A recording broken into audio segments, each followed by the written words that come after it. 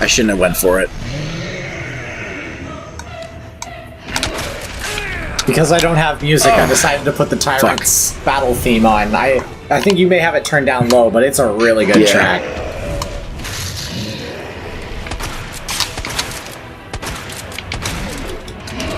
Now. Yeah. Beautiful.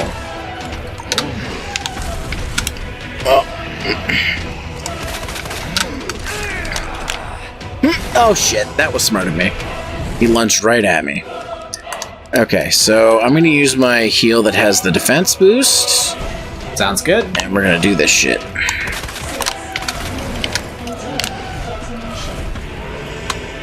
I have to beat him before the timer goes too, right? Yes, yeah. But like I said, this is more of a power of attrition. I don't know what that means, man. You're using too Attrition many big words. means that you're hunkering down and you're just trying to survive while attacking him, right? Got him.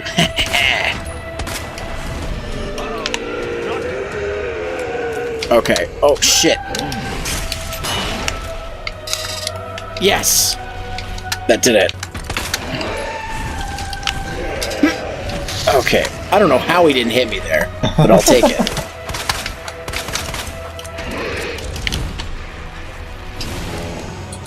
Okay.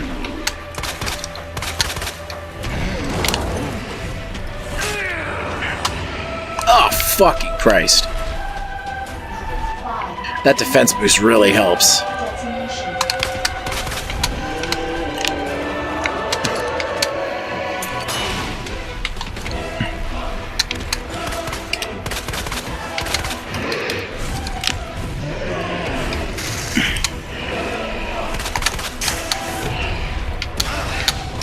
Oh, shit. Oh, shit, there's an explosion. Whoa. It's time to end this, Zero. Oh. Oh, shit. Ah, yeah. Where did this Make sure you get a good shot at him. You have 4 shots, and it only takes 1, but... Alright. Oh, shit. Bam. Well, that must have done it. Well, I mean, his top half is missing, so... Yeah. I'm just gonna say that right now. Okay. You have arrived at the bottom. Here, have some fun.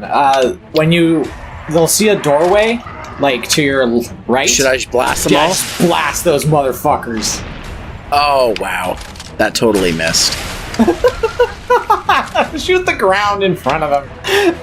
Oh, the ground in front of them? Okay. Yeah, I would have gotten all 3 of them. That's okay.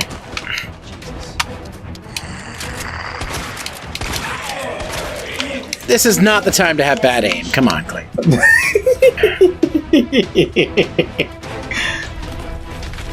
The game's final FU. Hey, the train. Oh, there should be an assault rifle on that train. Sorry, that's Outbreak. You actually do visit this lab in File 2.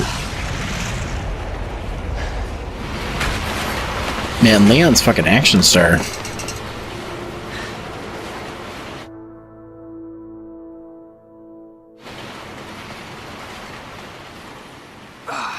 Well, it's playing the music, but can't trust it.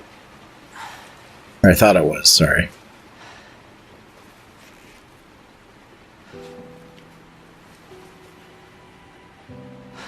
Can't believe I actually miss her. Mm-hmm.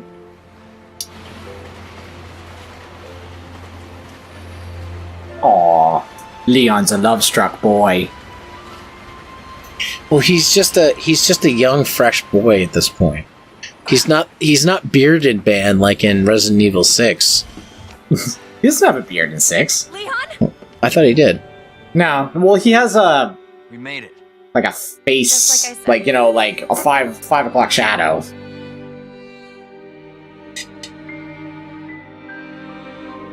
He's ever the optimist. Hey, that's it. It's the credits. You have done the video game. So, on a scale of 1 to 10 for a first attempt with assistance, where would you put me? I give you a 6. 6 out of 10. 7 out of 10. Wow. A C minus? Really? Yeah, Or a no, I'd D, say I a should B say. minus. B minus. We'll go B minus. So you're saying 7.5 to an 8? That's not a B minus. That's a B Oh. plus. Oh. I mean, I give you a B minus. Like your aim is your worst adversary in this game. To be perfectly honest, if I'm there was not good at anything that aiming you in were shooter thrown games. against, the reason why you had a hard time with it is because your aiming sucks. I am not good at aiming in games. Yeah. and So I that's give you an probably- A in survival, an A in understanding, and an A in figuring out the puzzles, and an F in aiming. So Oh, come on. I aimed fine at those eyeballs. How many times? How many times did you do that boss battle? 5? I put a clear effort in. Oh yeah, no, I'm just joking with you around. You did just fine, man. Like you really did. Like for a first playthrough, Yeah. like I'm more used to these games, so I'm not going to be like, oh, my first time I did so much better than you. I did, but that's because I play a lot of Resident Evil games. This is my first time playing Resident Evil 2 as a whole. Like, it's like I own it for Dreamcast and I own it for like a couple other things, but this is the first time playing it very well. Rigatti. I love these. I Yeah. love these. German. The Spanish dub I heard is actually pretty good. Leon sounds very suave. Not as suave as Luis, though. Buenos dias. Leon, I got it. And then he gets stabbed.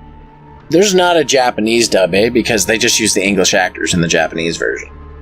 I think that there is Japanese audio, maybe, but a lot of the times Capcom is, when they have something take place in the United States, they truly believe that they should speak English there, not Japanese. Like a lot of other animes. Yeah. So they've always been good about the Resident Evil series and other. I mean, hell, they made up a language for Monster Hunter, right? Yeah. And the dialogue is actually lip synced to the Monster Hunter language, not English or Japanese or anything like that, which is really neat. I mean, obviously, I'm talking about Worlds because I'm fairly sure all other versions of Monster Hunter that are stuck in the PSP era don't actually have any lip flaps at all. There is some dialogue, but it is all Monster Hunter language. Okay. This is the first game where you could choose what language they speak. Like Alright. there's not So, really too many as- instances though. As this is your first Resident Evil 2 experience, does it live up to its legacy status, or do you think that this is a well-designed and put-together game? Oh man, it was really good. Like the first off, the RE engine just impresses me continuously. Like when I first played Resident Evil 7, like I was very like impressed with how it did things, and like even near the end here, I was like, oh man, look at those like those hazmat suits. I'm like, they look so realistic. There are, it's not perfect obviously because there are a few obviously. things like sometimes character faces look a little jank, and I think that's they're an in that animation uncanny- problem. Yeah, it's the Uncanny Valley thing where Yeah. they're photorealistic, but to a weird extent that sometimes they look Yeah. a little cartoony. But it's not like motion capture overacting, like say something like, I don't know if you've ever seen Clock Tower 3, but like Yeah, and this is one thing that Capcom also does, like, speaking of which, is when they have something take place in America, they also like to get North American motion cap actors. So we don't have that weird thing where we have Americans doing Japanese mannerisms. You know, because that happens a lot. Like, if you actually look at a lot of mocap from Japanese developers, you can definitely tell that it's from Japan, just on And how just- certain characters move around and operate. And just speaking of Capcom and again Clock Tower 3, that's what they did. They used Japanese actors for like British people, and it comes off really awkward looking. Yes.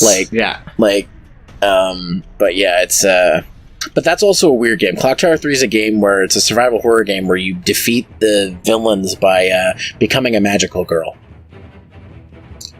Yeah. Woo! I'm totally cool with that.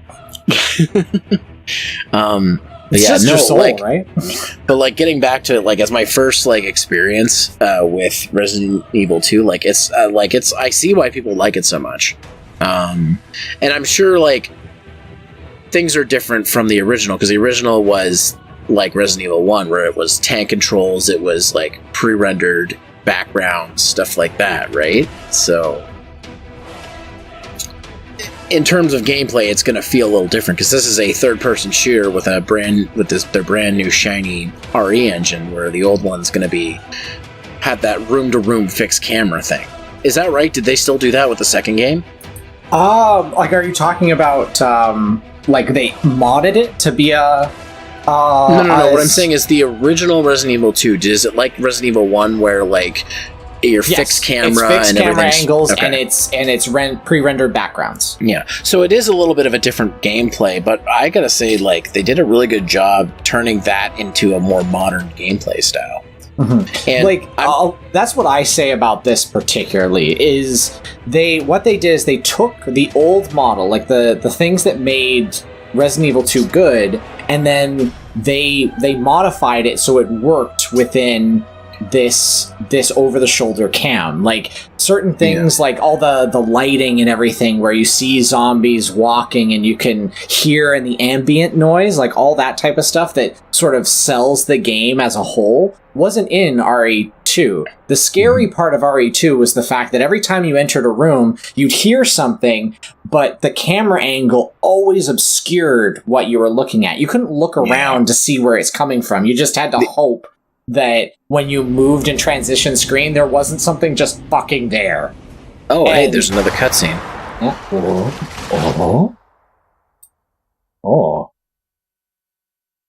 God, what was that? Wow, we may just have to find out in Claire's file. I gotta see. You know what? It's a pass.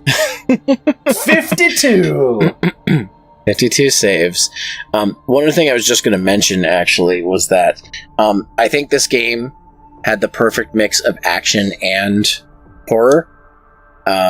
Because with some of the later Resident Evil games, like 6, it was less of that, and it seemed more to be about the action. This one definitely, like, felt like, things felt uneasy. Like, anytime I said, oh shit, is because it was like something was coming after me and I wasn't expecting it. Or like Mr. X, for example, he was perfect in this game. He was still the Kool-Aid man, but but like the cool thing about this one in particular, and the reason why the other ones felt more like action games, like especially Resident Evil 5 onwards, like RE4 had that campy thriller action horror movie vibe to it.